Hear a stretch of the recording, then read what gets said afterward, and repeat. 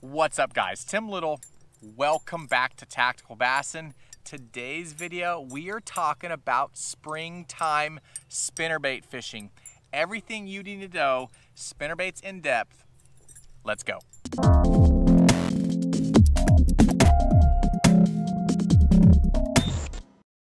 Spring spinnerbait fishing. Spinnerbait fishing in general is such a huge category. I mean, I have tons and tons of different spinnerbaits. All different style blades, different size heads, different colored blades. You got your blaze orange, your chartreuse painted, your chrome, your nickel blades, Colorado blades, Indiana blades, willow leaf blades. What are they all for? And when do you use each? So that's what we're going to talk about today. You know, I got to be completely honest. The Alabama rig and chatterbait, the bladed jig market has just exploded, and that has kind of taken away from spinnerbaits, at least for me. You know, I throw an A-rig a ton. I throw a chatterbait a ton. My very first bass, dating myself, many years ago, my first bass that I ever caught in a public lake, not a private pond, anything like that, a public lake from shore, was on a chartreuse and white spinnerbait. I'll never forget it. First bass I ever caught. I actually watched a Bill Dance video and then went and bought some at Kmart and went out and I caught my first bass in public water on a spinnerbait. But through the years, I mean, it's just kind of, for me at least, it's kind of went to the back burner, because the whole purpose of a spinnerbait is to mimic a little school of bait fish. Have some flash, have some vibration, mimic a school of bait fish, and then hopefully they eat that bigger bait and you catch yourself a fish. Well, look at the Alabama rig, right?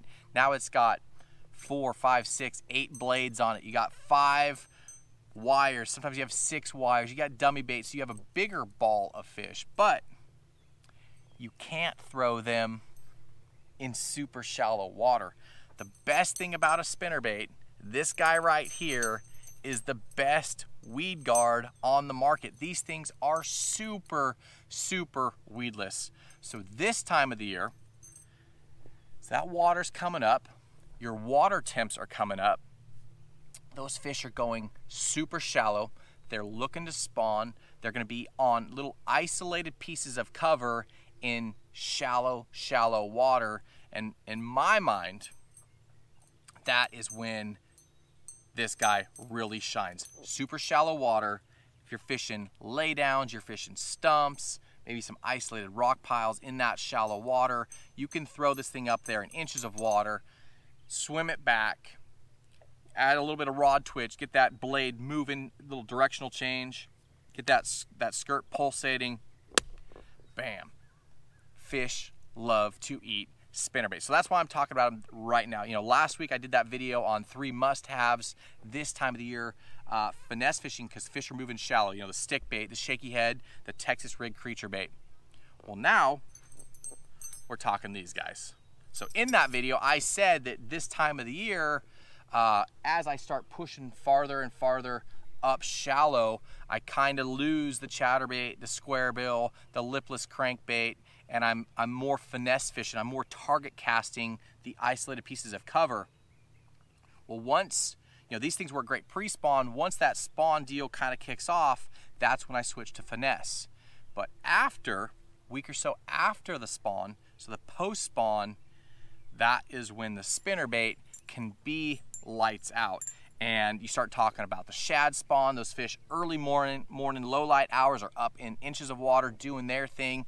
And the best bait to target those guys is a spinnerbait. So that's why I'm doing this video today, because start thinking about post spawn, and you guys will, I guarantee you, will catch more fish this year if you give this guy right here a chance. So spinnerbaits, it's a huge category, and there are probably hundreds of different baits on the market.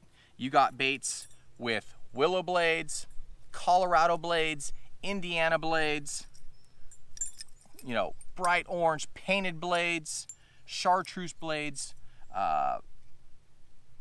you name it. The combinations of spinnerbaits is astronomical, right? You could go all white painted. You could go one solid Colorado. Maybe you're night fishing, a black blade, heavy head. You know, so today's video, I'm going to try and simplify it. At least I hope try and simplify it for you.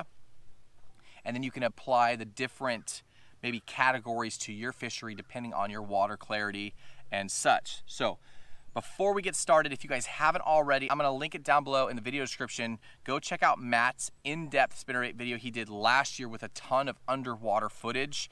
That is probably, you know, we talk about all the time. Underwater is probably one of the best ways to analyze how baits swim, how fish react, all that sort of stuff, and kind of tweak your fishing arsenal because of it. So go watch that video because you'll see some amazing underwater footage.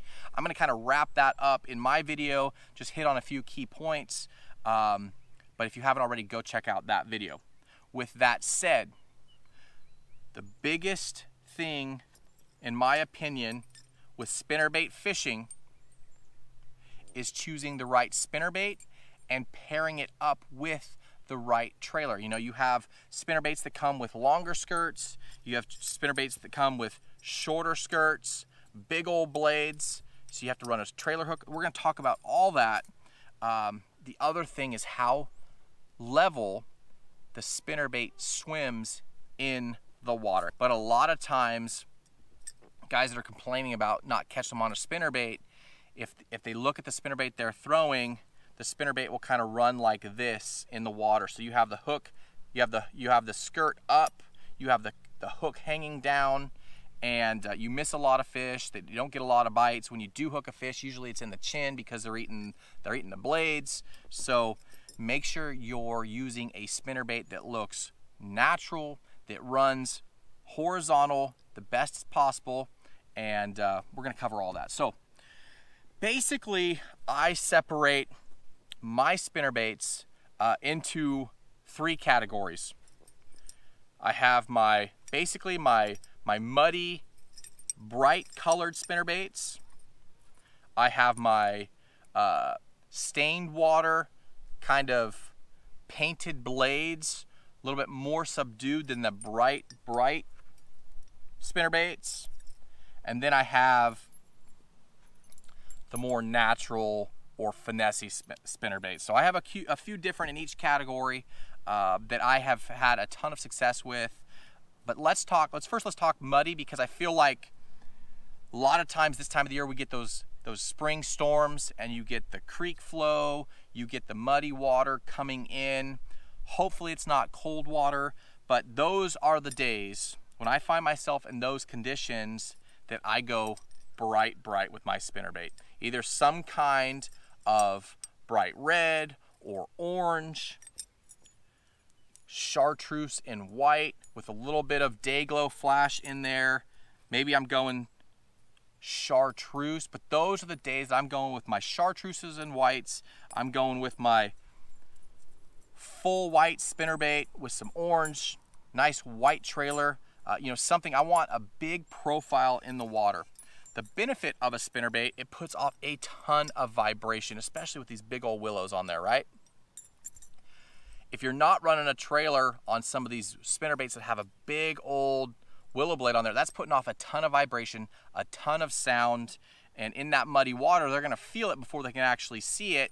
And if they don't have you know, something to target besides that big old blade, you're gonna get short struck. They're gonna hit the blades a lot of times before they actually eat the bait. So I highly recommend running some kind of trailer on there, either a 4.3 size Kitech, a 3.5 or 4-inch Largo shad, or even a spunk shad. But if you're in muddy conditions, muddy water, low visibility, definitely run a trailer and run a bigger willow blade, okay?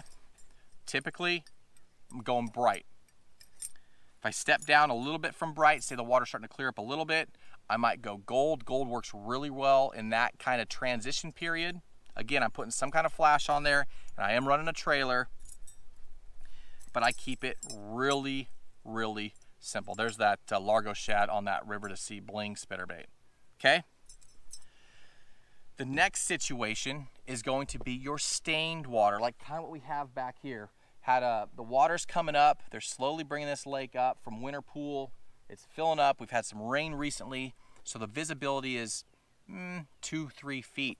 That's where I'm going with the spinnerbait that has painted blades.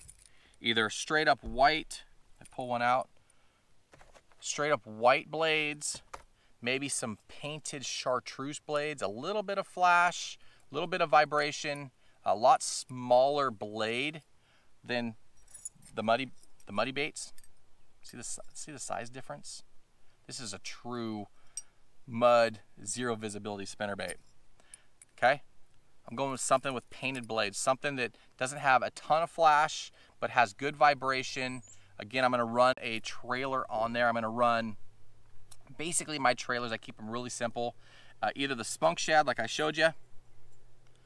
You don't really need the kick. You just want something to keep that bait, a little bit of resistance, keep that bait horizontal as much as possible in the water. And you want something that basically sticks out the bait just a little bit past the blade. So when you don't have a trailer, on some of these spinnerbaits, like look at this hook right there. See the blade sticks out way farther than that hook.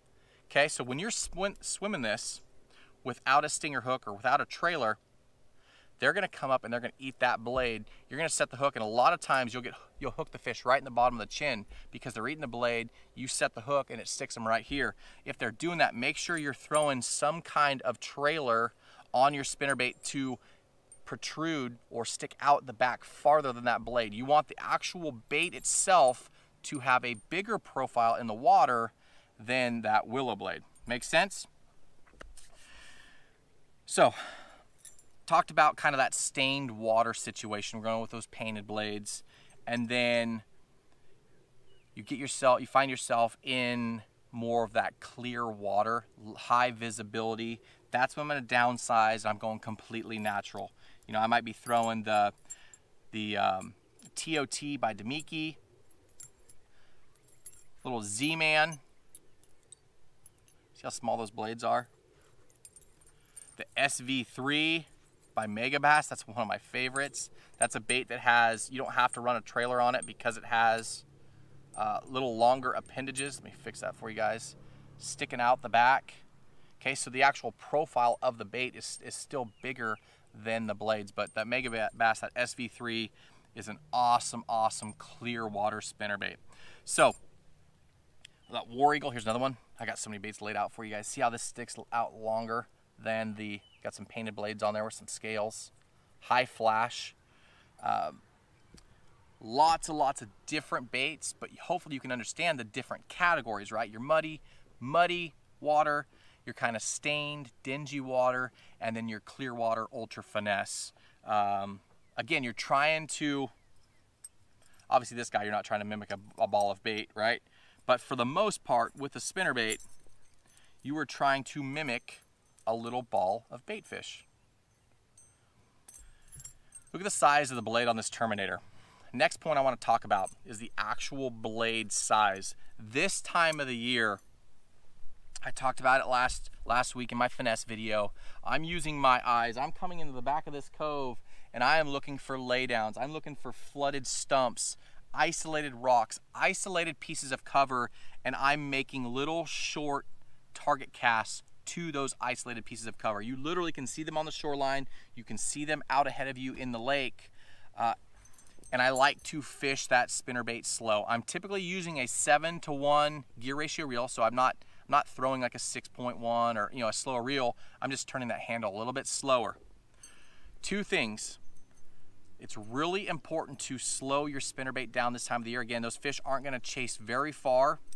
So a bigger willow blade is going to allow you to float that bait up and fish it slower. Also putting a swim bait on the back. That's a 4.3 Kitech on the back of that Terminator swim bait. That is a shaddy looking profile, right? I can fish this this spinnerbait super slow. If I see a stump, I'm gonna make multiple casts to that stump, and I'm just gonna bring this thing by, add a little bit of rod twitch or reel twitch to get that blade to do a different cadence than it's been doing, to get that skirt to pulsate. Again, it's just trying to get those fish to come out off of that cover. So allowing yourself to be able to fish slower with that bigger blade and that trailer is key. The other key thing this time of the year is paying attention to your bait size. So now let's say you're in clear water, good visibility. I want something that's mimicking the bait size. So I'm seeing little shad or little silver sides, maybe an inch and a half flickering all over the surface. A lot of times they're in the very back, maybe a windblown cove. That's where I'm gonna downsize with my blades. You know, I keep grabbing that big blade runner, but this is a Nichols pulsator. Great spinnerbait. See the difference in size in those bottom willows? Match the hatch. Again, you're gonna want your bait to be bigger than your blades, right? This has the built-in trailers. You can add a trailer hook. That's a great bait to add a trailer hook to. The TOT or the SV3 is a spinnerbait that I like to add a trailer hook to. If I'm not running some kind of swim bait or trailer bait on my spinnerbait, I'm gonna run a stinger hook. Just make sure that I get that good hook penetration. But there's that war eagle. See, again, it's got that longer skirt. So in the water, that's hiding that hook. It's still sticking down lower than the blade. And those bass, 9 times out of 10, once they see that bait, they feel it first, they see it, they're gonna go for that larger profile of the skirt, and that's where they're going to eat. But blade size, pay attention to your blade size. If you want to slow down, go with a spinnerbait with a larger blade. If you wanna speed up, go with something with a little smaller blade. The other thing you can do is play around with the angle that your arm is coming off of your spinnerbait. If you squeeze this down a little bit, it's gonna speed up the spinnerbait. If you bend it out a little bit, it's gonna slow it down. This time of the year, I like slow spinnerbaits. Again, making those isolated target cast to isolated pieces of cover, and you're slowing that thing down. You're making multiple casts and it's on to the next. You're still covering water, but you're visibly seeing your next cast, right? That lay down that's coming up. You're gonna make multiple casts, both sides of it, maybe on the front of it, alongside of it, both sides. The spinnerbait, you can throw right into that lay down and not have to worry about it getting hung up, okay? So we talked about blade size. We talked about color a little bit. We talked about trailers. What else? Shad spawn. Let's talk shad spawn. So I told you I'm guilty of kind of putting the spinnerbait on the back burner, especially this time of the year. Early spring, late winter, I'm throwing the A-rig, I'm throwing the chatterbait, right? But shad spawn, post spawn, as these fish finish up their spawn, they're still in the shallows. Now you have the shad that are coming in, they're gonna do their spawn. Typically it's on hard surfaces, rock points, rock walls, shell beds, points, that sort of stuff that's gonna have hard bottom, and a lot of times it's really shallow, and you'll see the bass, low light conditions, just blowing up on them. That spinnerbait is a must. So that's where it kind of comes back into my arsenal towards the end of the spawn, into that post spawn. That is when I like to throw a spinnerbait super shallow. Again, like I said earlier, you can't throw the A-rig that shallow, it gets hung up. Some tournament organizations, you can't fish them. So the spinnerbait is where it's at. Another great spinnerbait that I really like during this time of the year, if the bait is really small, this little Z-Man, okay? Again, you can change your trailer. Again, I like that Largo shad. That's for your heavier swim bait or spinnerbaits. I like the Demiki Armor Shad. That's a 4-inch. You can go with a 3-inch too. I have a 3-inch over here. I have one pulled off. You can go with a 3-inch, quite a bit smaller. But if you're trying to match the hatch, put that little 3-inch on that little spinnerbait, that little Z-Man. That's a great finesse, great looking finesse spinnerbait. And then the spunk shad, either the 4-5. I mean, you can go with a 5-5 if you're fishing that muddy water. I typically like the 4-5. That's a really good size. Okay. If you're fishing clear water and you're fishing around shad, that's where I go away from your Colorado and Indiana style blades. Those have a lot slower, bigger thump. I feel like, Matt and I have talked about this for a while too, I feel like your willow blades feel like and sound like shad more than a big thumping single blade, Colorado or an Indiana. That has a real wide thump, thump, thump, thump, whereas the willow, it's a real tight kind of spin and flash. It just mimics a school of bait fish, to me, in my opinion, a lot better. So that's when I go with the double willows. Again, that's the SV3 by Megabass. The TOT by Demiki is another great one. These baits, I'll show you some underwater footage. They all swim with a trailer or not. They swim fairly horizontal, so they look really good underwater. All these ones that I'm going to link down below in the video description are baits that we've watched underwater. We've kind of sorted through all the different spinner baits and hand-picked the ones that look best and hand-picked the ones that we've caught the most amount of fish on. Another great one. Do I have one? Did I pull one out? So this is the Pulsator by Nichols. These have the painted blades, but they also come with just straight nickel or chrome blades. They come with non-painted blades. I like the painted blades if I'm trying to mimic like bluegill or something, or I am fishing that stained water, but that Pulsator is another great. I thought I had one out. I thought I had one. Maybe I'm going crazy.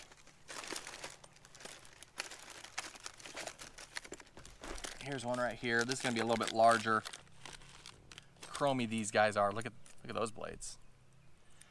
So the last tip I want to talk about, we've talked about water clarity. Let's talk about light conditions. For me, if it's like today, there's not a cloud in the sky, we got fairly clear water, that's when I'm going flashy. I'm going chrome blades, blades with painted glitter, something that's gonna put a ton of flash off, right? Lots of light refraction in the water. If that blade is going to be flashing and shining all over the place, those fish are going to come in from a long distance. Now on the flip side, if you have overcast skies, you're not going to want to have something that's super bold, super flashy in their face. You want something a little bit more toned down, and that's when I'm going to go with those less. You can still go with just the chrome or silver blades, nickel blades, but you can go with some painted blades if you'd like, but you don't have to go with that straight, super bright blade. So if you have a little bit of overcast, a little bit of cloud cover, kind of dull down your blades a little bit. If you have that bright, sunny, bluebird skies, clear water, go with some bright blades. I can't remember if I talked that or not. If you do find yourself in that kind of stained water, muddy transitioning to stained, go with a spinnerbait that has a gold blade. I've had the most luck throwing a gold bladed spinnerbait in those conditions. But guys, spinnerbait fishing, we're getting into the good stuff. We're getting into the perfect conditions for throwing a shallow spinnerbait. I'm not a guy that likes to throw a spinnerbait out deep unless I'm ledge fishing or maybe I'm night fishing. I'm fishing a deep rock pile with a big single Colorado blade. I'm typically fishing a spinnerbait shallow, and I'm using my eyes. I'm looking for those isolated pieces of cover, and I'm making multiple casts. With that said, I like a fairly short rod. Something that I can make little short underhand roll casts to that isolated pieces of cover. This is actually the IMX Pro. This is the 813 spinnerbait rod. So it's a 6.9 3-power. It allows me to make little pitches, little underhand flips, cast to those pieces of cover. You don't want a big long rod getting in the way of making those casts. okay? The other thing that I like to do when I'm bringing that spinnerbait back, sometimes I'll shake the rod tip, or I'll add that rod twitch, or that reel handle, that real quick handle turn. That's gonna add that, change that cadence, and it's gonna let those blades on that spinnerbait blow out, kind of blow out to the side, and it's gonna add a little bit of pulsing action to the skirt. So anything that's like a 6'9", 7'2", 7'4" size rod is perfect, especially this time of the year when you're making those little short target casts. A lot of times you can, if you're making long casts, just fishing over flats, you can go with a 7'4", 7'6", but if you're making those little short casts, having a nice little short compact setup is key.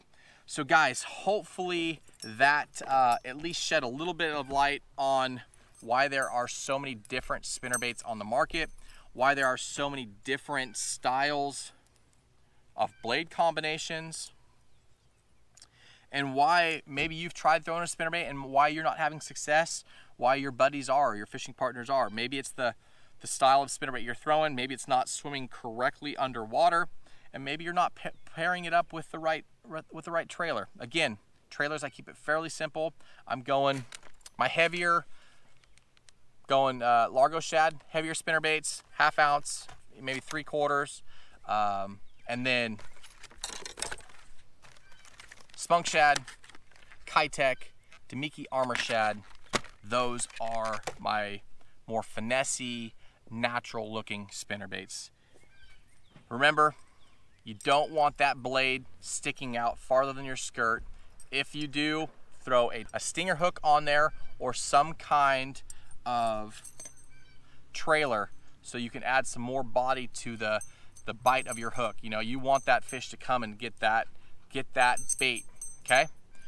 If you're not, add a trailer on there.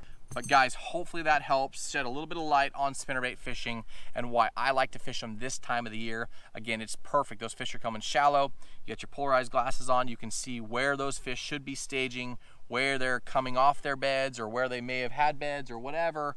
And you can make those target casts, those isolated pieces of cover, and get those fish. You can throw a spinnerbait, like I said, you can throw it right in the junk because it has that big weed guard on there. In the grass, around wood, this is a must bait to throw this time of the year. Guys, down below in the video description, I will link my favorite spinnerbaits for each category. Muddy water, stained water, and clear water. You know, your big, bold spinnerbaits, all the way down to your ultra realistic, natural looking spinnerbaits, and everything in between. But hopefully that narrowed it down. It'll save you guys a ton of time, a ton of money buying multiple stacks of spinnerbaits, and it'll hopefully cut down on the learning curve so you guys can build your confidence and catch more fish with a spinnerbait right now. Guys, as always, we appreciate you watching. If you learned something from this video, hit the like button. If you haven't already, hit that subscribe button, and we will see you guys on the next video.